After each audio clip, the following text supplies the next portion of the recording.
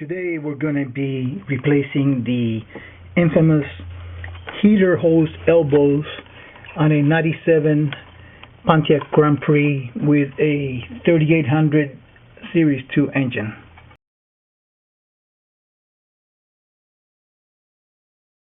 First thing we want to do is we want to remove the negative terminal of the battery, and as always we have our safety glasses on, and we'll take you use a 5/16 socket or open end or box wrench or combination wrench. Take off the alternator bracket here. I'm going to be using a 30 millimeter or ½ inch. Either one of those should work.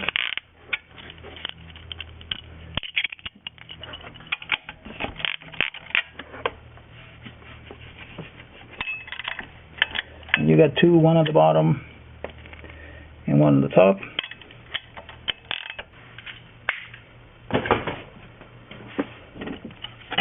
We'll get that bracket out of the way.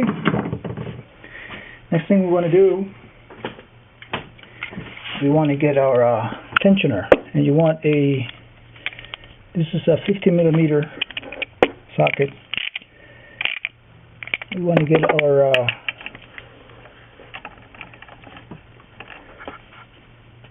take out our fan belt just from the tensioner. So you want to pull up on it.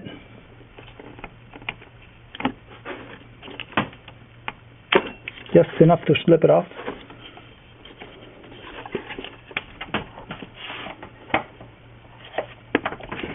Like so. Now you're going to be using a ½ inch or 30 millimeter. And you got a bolt here at the bottom of the alternator.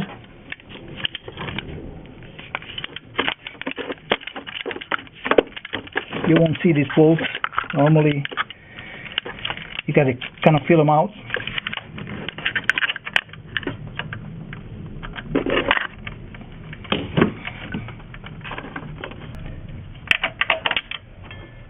So that's this bolt for the bottom of the alternator. And we'll remove this stud as well. Here you're going to need a deep socket or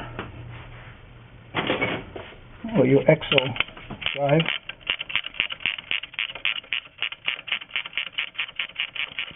And this is the Titan Tools EXO drive set. Very neat, lifesaver to have around.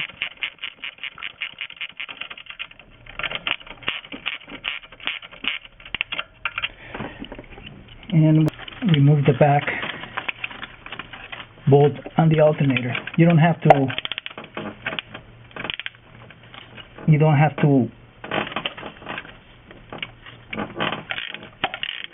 detach any of the electrical connections on the alternator, because we'll just be moving it out of the way. Saves you some time with that. You do need to detach the back bolt on the alternator. So this is the back one, the back. And we can simply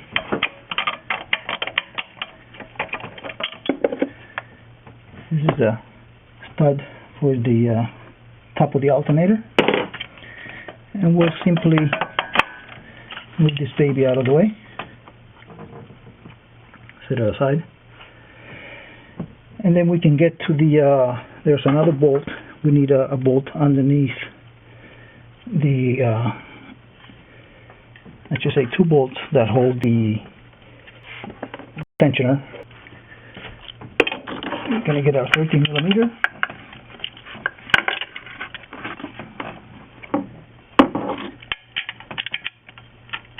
here right underneath the belt tensioner. You have another one.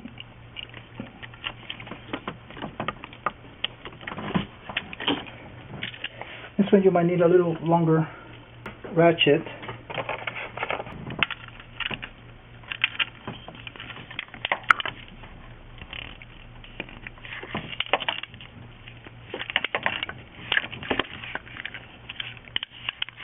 And there's one more underneath the heater hose fittings in the back here. You also won't be able to see. You need to feel them out.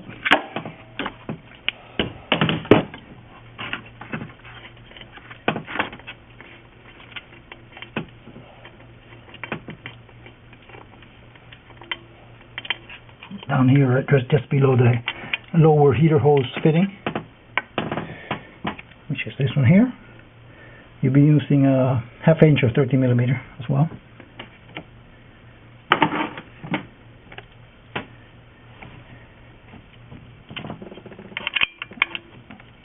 And then the one right underneath the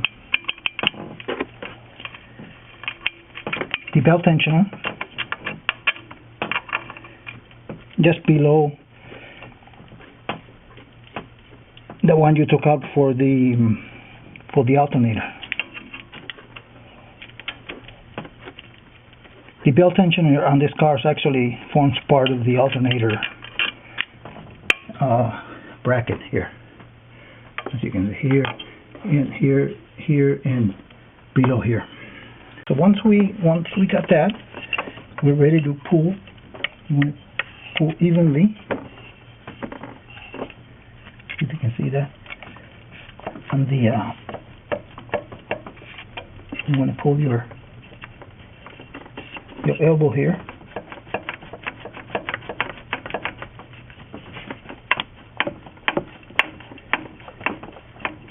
You want to wiggle back and forth, because especially on this car, since the bottom elbow is part of the tensioner, it's going to be the harder one to take out.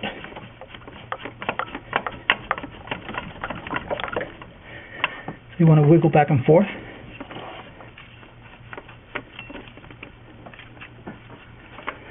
You want to try to do it straight, because this one a lot of times, especially with the higher mileage engines,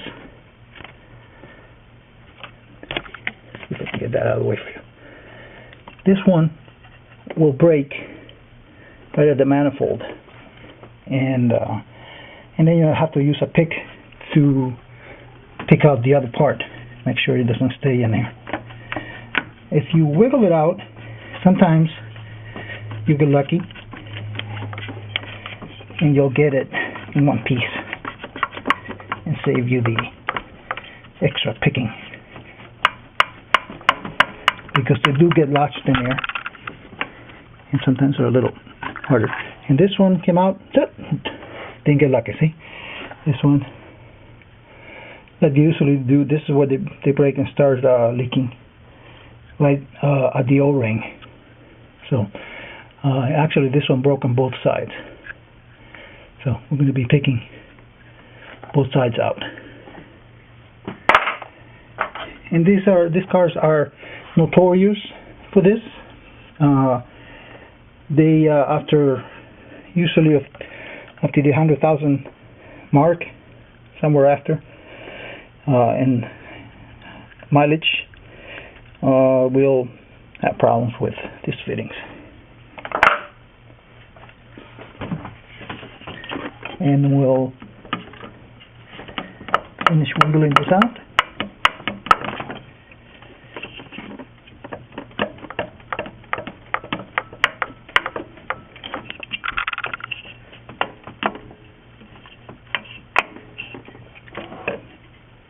You may have to pry a little bit carefully some areas here to get this out with like a long screwdriver or a pry bar. And once you get it out, so you can replace the other O-ring. or fitting, depending on your car. So you want to rock it back and forth a little bit, like that, and it will slowly start coming out. If you do have to do any prying, make sure that if you pry, don't pry on any of the plastic parts like the upper intake manifold or plenum, or even down on the lower intake manifold. Make sure you do something like on the pry against the cylinder head or some solid area. I try not to do any prying. If you just work it out, it'll come out. Be a little patient. And here's maybe you will see the O-ring in the insert, the part of the end of the elbow that got stuck, and we'll have to dig that out. There's another part which you won't be able to see.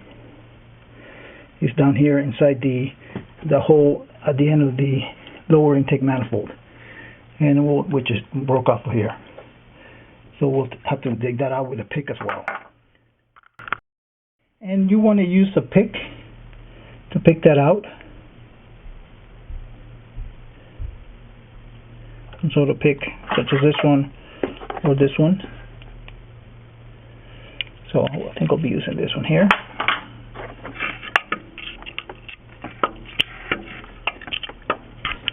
And there we go. Because you don't want to leave those parts in there or push them in. You want to make sure you get them out. You don't want them floating around in there in your cooling system. And here's the other one. They pretty much look the same. Here's the O-ring and the part that broke off the plastic elbow. So once you do that, get that out. You want to make sure get a Scotch-Brite pad. Stole this one from my wife. I borrowed from my wife without permission. And you want to clean that out, all the remains of the old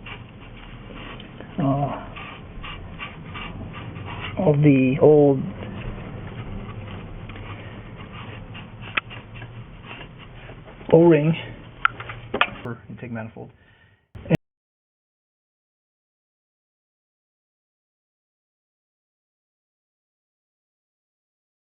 Okay, so we've put RTV red silicone gasket maker around the both sides of the O-rings, and we're going to assemble them. We'll put our elbow into the tensioner assembly, and you want to be like in a 90-degree angle like this, because that's how it's going to fit on the inside the manifold. And then on the other part, there's never heard of a problem with that area. And what I usually do, I put some Vaseline in here to make it easier for some petroleum jelly to make it easier. And you put it in, and then we'll put this in place. Just being careful not to hit anything else along the way, so we can have our gasket maker, our silicone, the way we placed it on there. So you have to align both sides at the same time, like that.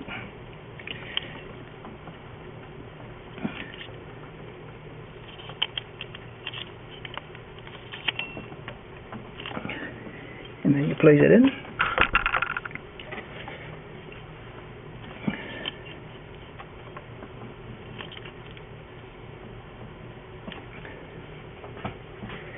and we're ready to bolt it down.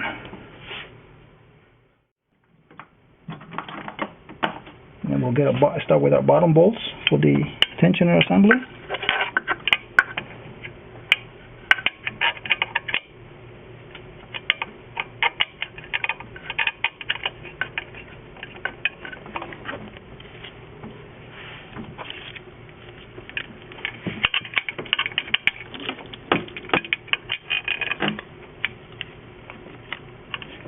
And these bolts are really the ones that pull the assembly into place, and those two elbows. So you want to tighten them evenly.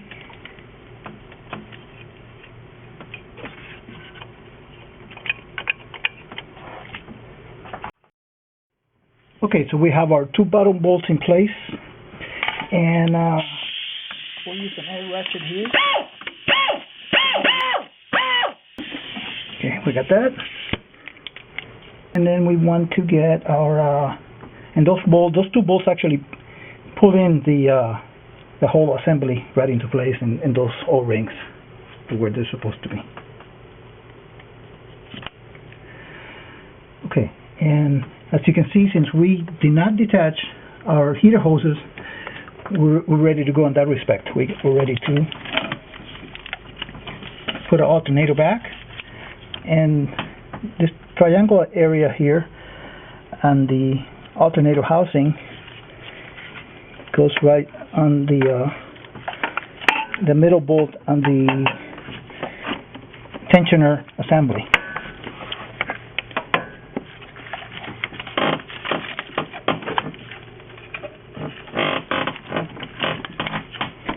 So you want to line that up and line up the top alternator bolt here. Okay, so you want to line up the top of the alternator here, and then we'll get that stud in place.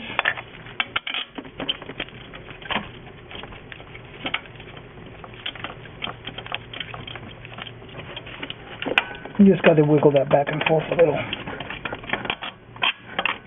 to get it into place. And at this point, before you tighten it up, you want to get your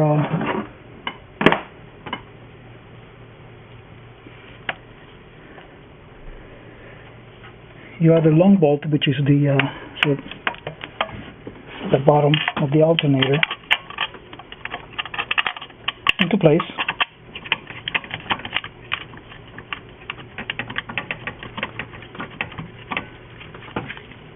And you also, before you start doing any tightening, you want to get the back of the alternator bolt, the shorter one, in place as well. And then you want to start tightening up everything, starting with the bottom tensioner.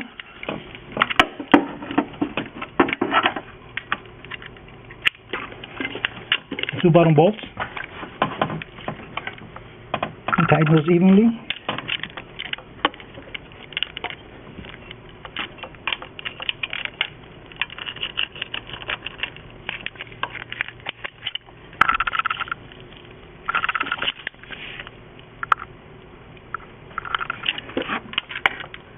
I usually go back and forth a couple of times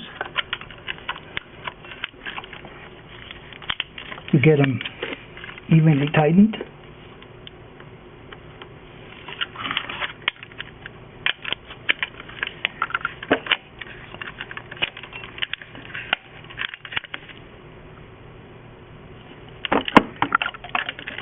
And your top one, which is the bottom bolt of the alternator assembly.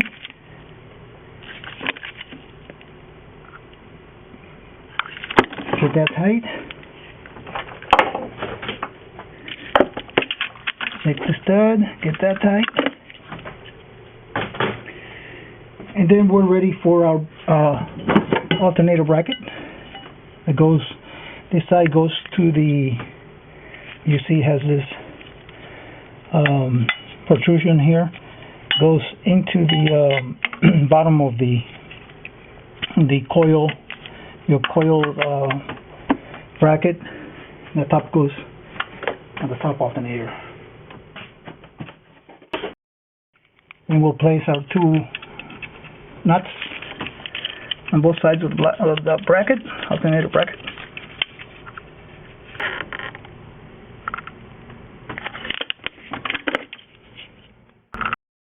Okay, now before we install our serpentine belt, we want to make sure, just go through the all the bolts, make sure that they're nice and tight.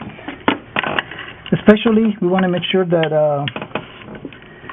the tensioner bolts are tight.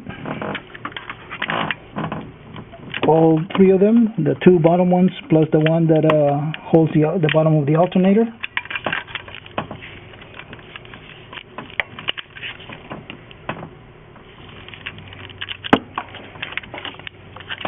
And we might as well check the back, the bolt in the back of the alternator as well for tightness. We got that, and we got our tensioner assembly. That's tight. I mean, we have our alternator bracket. That's tight as well, and we're ready to install put back the belt, the serpentine belt. There's one more thing left to do before you do that, and that is to clean out the belt and the grooves on the pulleys, on all the pulleys, because you want to make sure there's no dust or grime that fell in there. If you have a compressor, makes it easy. Just blow that out, and then we'll get our belt.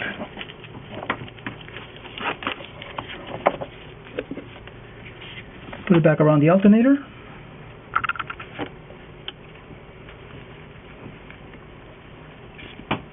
And make sure it's in its place. We'll take out the slack.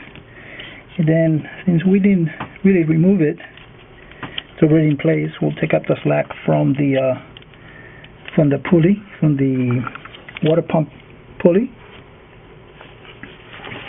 Make sure that's clean as well. And the next thing is we grab a wrench and we'll pull it close to the, take up all the slack, pull it close to the belt tensioner.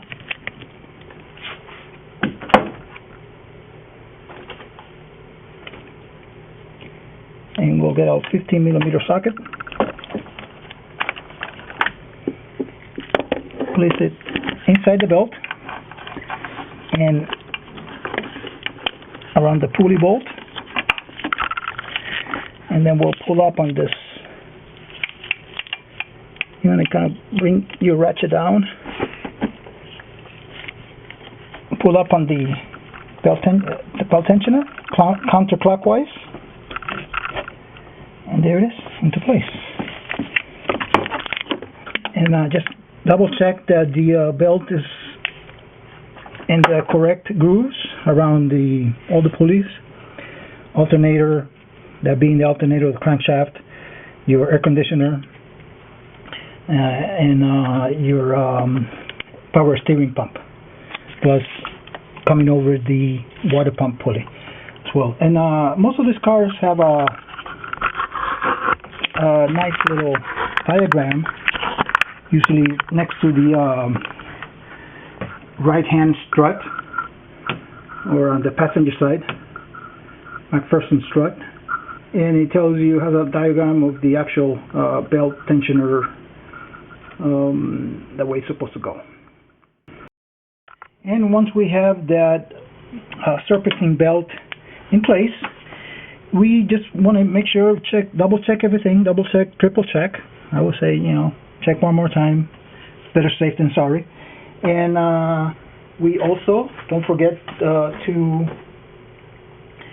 connect the negative side of the battery that you disconnected when you started this. And once you do that, also double check everything again. One more time, any vacuum hoses, any electrical connections you might have removed. And also don't forget to put in some more water and antifreeze, usually 50-50 mixture, so of coolant or antifreeze in your cooling system, and top that off. Remove all the air out of it. Most cars have a certain procedure for doing that. Usually you want to top it off, run the engine, let it warm up, and top it off again while the engine is running, and make sure that all the air is out of the system, and put in a nice check your radiator cap that it has the right pressure. If you're in doubt, auto parts stores sometimes can test it for you, and